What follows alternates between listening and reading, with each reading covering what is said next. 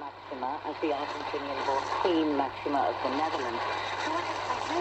Well, I mean, I was very lucky to get the experience to work abroad, but I've also made me think how it feels to be Argentinian and how proud I am to export our identity to the rest of the world.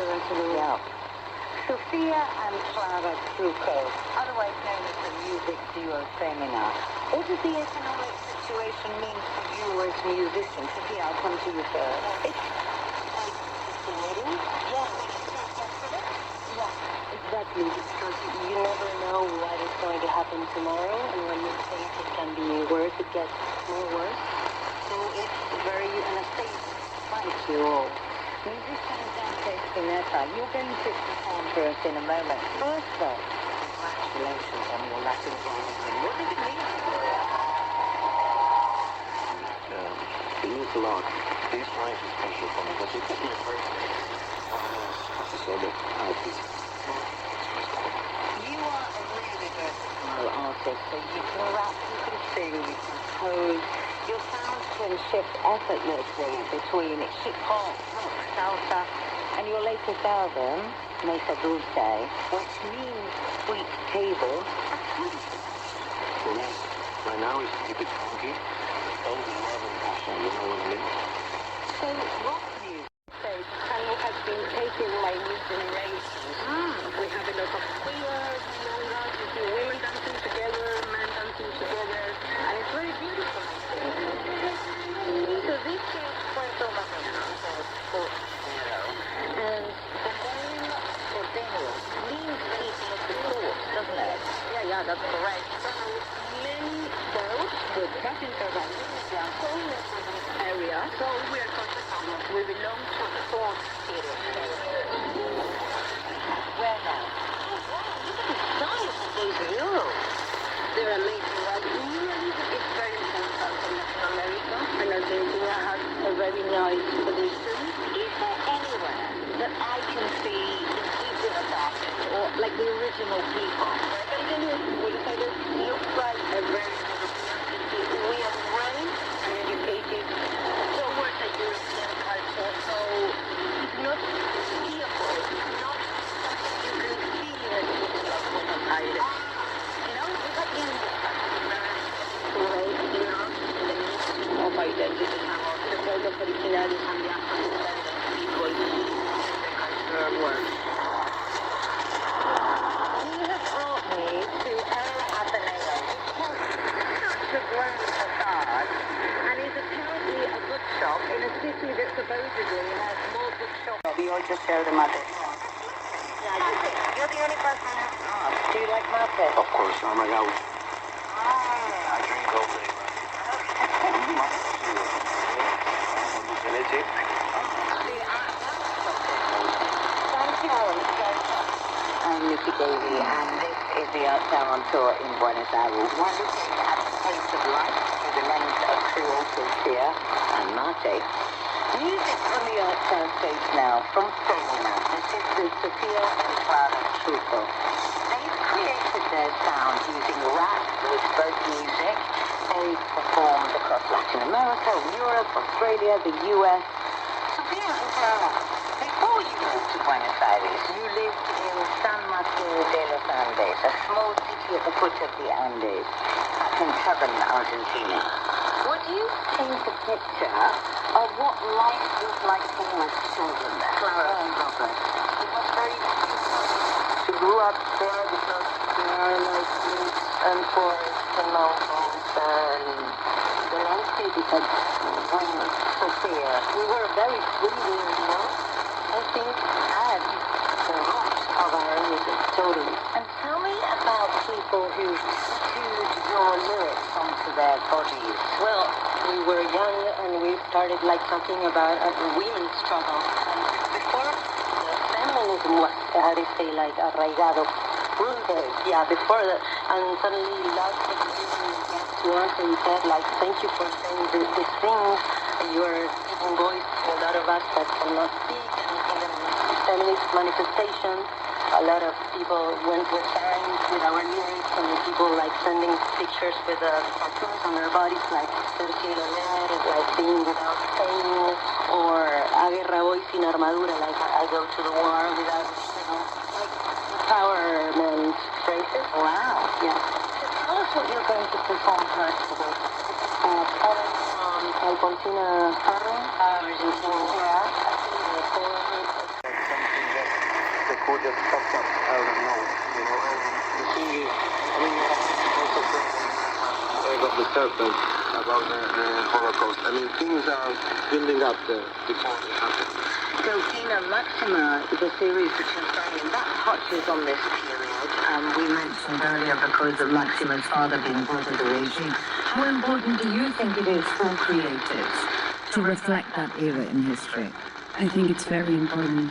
I think it keeps being necessary to remind people what happened and to teach new generations because it's part of our identity. Thank you, Delphina.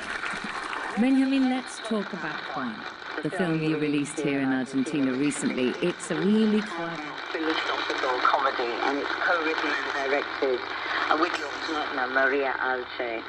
So Juan is the name of a street in Buenos Aires and a metro station. It's also how the university philosophy department is widely known.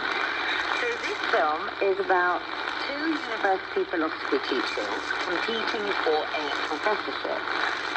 But this film couldn't be more different in a sense in tone to you. So why did you decide that comedy was the best way to tell this particular story? Well, you go and say to a producer or an audience, I'm going to show you a film about two professors of philosophy, they will run away fast, unless you make them laugh. So Raphael has been living and teaching in Germany, and he's really hip and stylish, and he's dating this famous local actress now that he's back in Buenos Aires. But I want to talk about Marcelo, because he is a bit klutzy. He has an accident with a baby's diaper. He's always got food in his hand. He's always eating. But we take him seriously because I saw him as kind and I saw him as principled. So why did you want that double edge for him? Well, I think it's quite a local thing. I mean, these guys are heroes.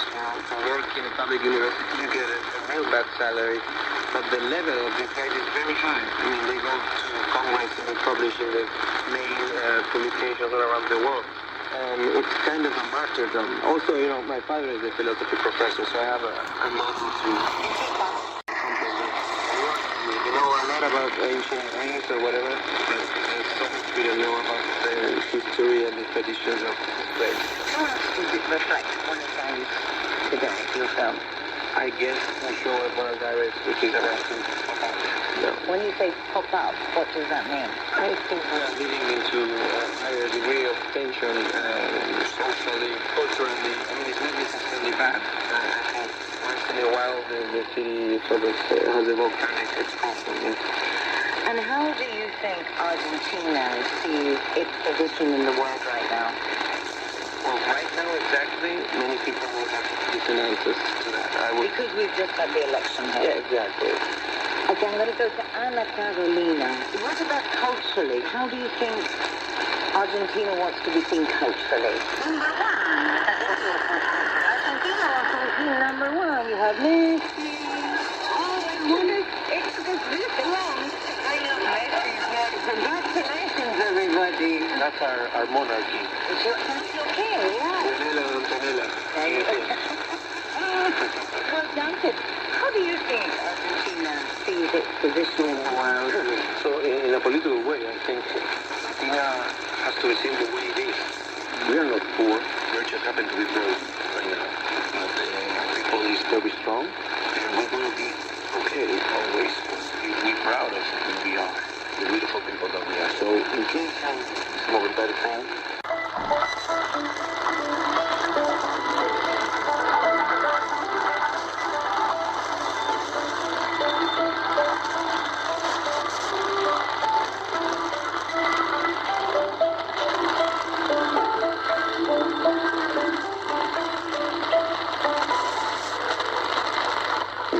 Leyendas al Flamenco.